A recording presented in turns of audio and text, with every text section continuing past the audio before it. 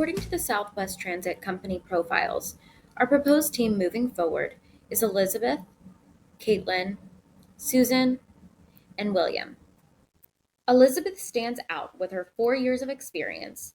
Her detail-oriented approach and collaborative nature make her an ideal leader for the team. Her focus on quality work makes her, as an addition, a clear choice. Establishing Elizabeth as an informal leader, which Griffin and Phillips note is important to the group development process, leverages her strengths in teamwork and positivity, ensuring that our team excels in communication, decision-making, motivation, and organization throughout this process. Caitlin, while needing to enhance her flexibility and teamwork, prioritizes high-quality outcomes and thrives on challenges, making her commitment to a project's success invaluable. We believe she will elevate the team's overall performance. Susan's ability to build trust and maintain positivity among teammates positions her as a crucial addition who can diffuse tension and foster a supportive environment. Susan will be an essential addition to help the team, making her an easy decision. Finally, William's confidence and familiarity with the team makes him an easy choice. His presence will help create a relaxed atmosphere that encourages collaboration. According to Griffin and Phillips, this group has all the necessary qualities to create and maintain group cohesion, such as the establishment of an informal leader. Elizabeth will manage and control the organization stage. This group has high emotional intelligence, a teamwork mindset, and will have effective communication and decision-making skills. Especially as it's a small group, Griffin and Phillips note how important that can be for group cohesion. While William is a seasoned employee at the company, he may struggle with being overly passive during times of tension. Elizabeth and Caitlin both will not back down from stressful conversations, and as William has been at the company the longest, he should seek to diffuse these conversations and grow in becoming stronger at asserting his opinion. His tenure gives him authority to speak his mind and facilitate decision-making. But we hope that in a more intimate team, he will grow more comfortable with setting boundaries and using his voice. Okay, so now let's discuss some of the strengths and weaknesses of our team. Now, the strengths are new energy. This team has a lot of new energy and a lot of people who are looking for upward success. Susan will help create trust and cohesion. Elizabeth and Caitlin are both self-starters. Susan and William, more laid back, and there's a good balance. Self-starters are all throughout this team, and it's a very small team. Next, let's talk about the weaknesses. There's a lot of newness on the team. That could be a potential weakness. Caitlin and Elizabeth both lack trust. And finally, fighting for leadership position at times. That could be a potential weakness for this team. Altogether, though, we feel that this team has a balance. Next, Rodrigo will talk about the motivation for this team and how this team will motivate and manage itself. The three motivational strategies that would be most effective based on our selected team would be the self-determination theory, McClelland's theory of needs, and the Herzberg's two-factor theory. The self-determination theory highlights the need for autonomy, competence, and relatedness. McClelland's theory of needs suggests people are motivated by the need for achievement, affiliation, and power.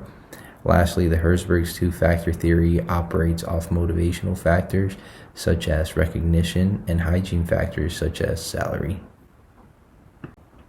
Conflict management strategies. Conflict can be influenced by anything that leads to a disagreement, which can have a negative impact on the team's success.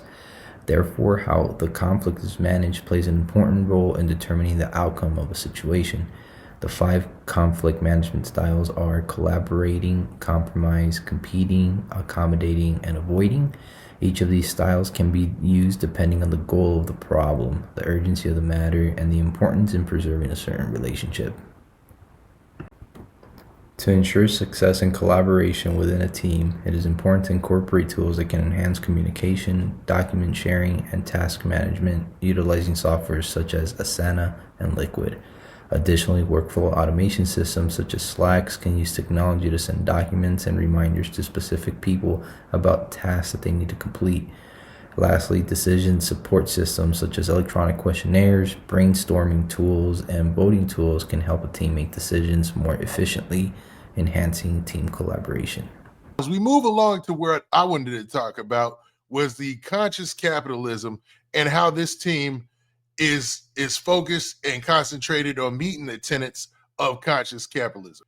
Now, as you can see, for the higher purpose part of conscious capitalism, the team's goals aren't just financially motivated, but based on innovation and good marketing.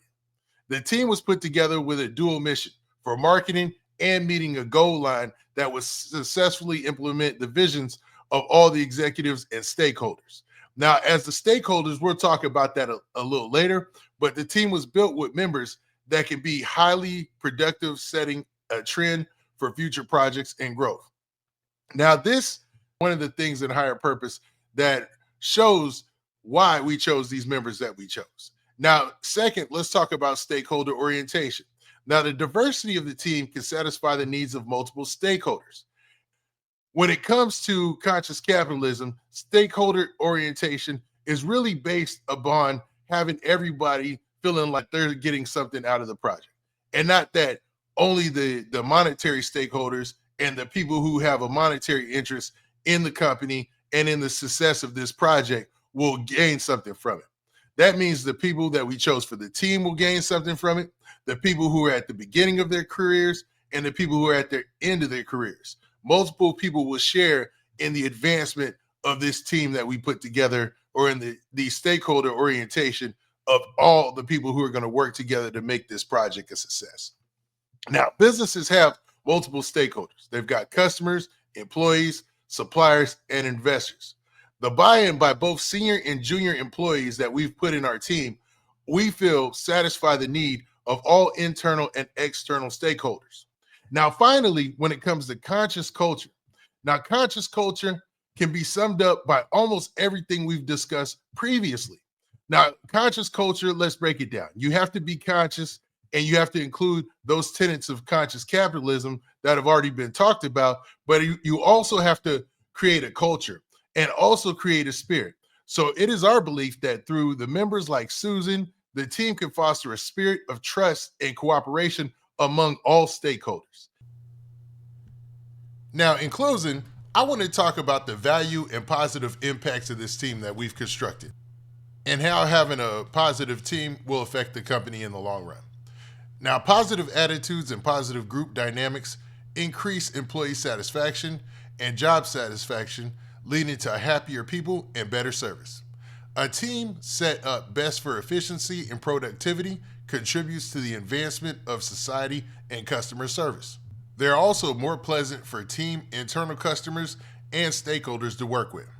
This leads to lower absenteeism, higher employee engagement, less turnover. A company known for a positive work environment can attract new talent, attract great customers and partnerships, and create a positive brand reputation. Finally, this in turn leads to quality group decision making according to Doe's suggestions on group conformity and obedience to authority. Please take time to look at our references, and thank you for your time.